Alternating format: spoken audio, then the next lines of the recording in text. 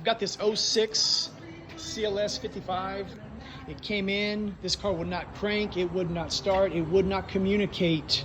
The ECU would not communicate. The reason was fuse 58 here, little 15 amp fuse continued to pop. It was blown, repeatedly popped. So what I noticed was there was a single wire that had been ran from the injector at number 5 here. It had been routed under the supercharger back to the ECU. That's the first thing I noticed. Then I noticed that harness was smoked, some melted wires going in. So I sold the gentleman the ECU and said, hey, you may have other issues, but this is where I've got to start. So good measure.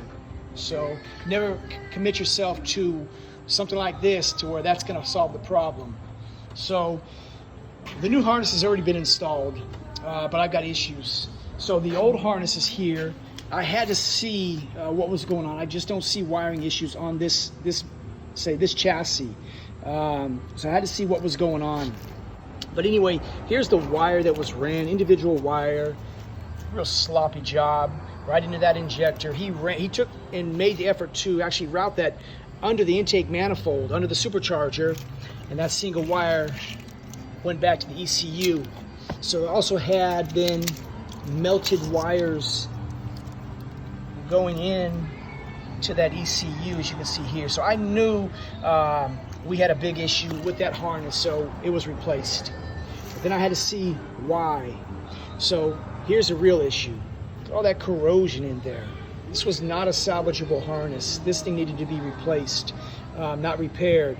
So again, I've opened this up, cut that. It's a real thick, it was probably formed, liquid, then hardened, I'm assuming, but I cut that back just to see.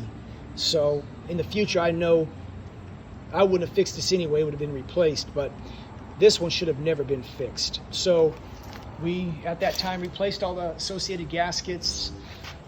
The car starts, I don't have an issue communicating, it's not popping fuses, but it doesn't run because both of the throttle bodies, the upper and lower, are setting faults. The upper is a deflection fault, the lower just says flat out faulty.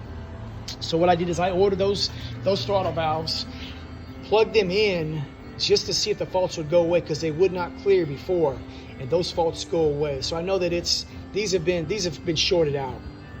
So what we're going to do is we're going to replace all the associated gaskets and then some, because that supercharger now has to come out and apart to replace this lower one. So that's what we're going to be doing. But this is a very costly repair. Just this in itself, this itself is just over 3,000 parts and labor. This part of this repair could have been avoided had it just been mitigated at the time of this, because that bought him some time. With it repaired, eventually car wouldn't run. So if you run into an issue where you've got a broken wire, you got to open, there's no continuity between one point of the harness to another point, replace that harness.